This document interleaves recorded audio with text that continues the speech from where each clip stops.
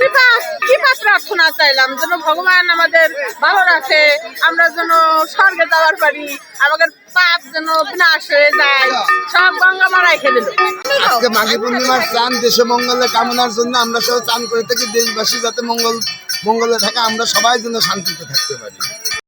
স্নান করে সেরে আমরা হলো দেশবাসীর কল্যাণের জন্য, ঠিক আছে, আমরা পূজা অর্চনা করবো, এই জন্য আমরা এখানে গোসল করতেছি, মা গঙ্গার ভক্তি করতেছি দেশবাসীর কল্যাণের জন্য। প্রত্যেক বছরই করি আমরা এই মাঘী পূর্ণিমা এই পূজা। এখানে মানে গঙ্গা স্নানের জন্য আসছে। কারা কারা আসছো? আমার মা আসছে, আমার আন্টি আসছে, আমার ভাই আসছে। কেমন লাগতেছে পরিবেশ? অনেক ভালো লাগছে।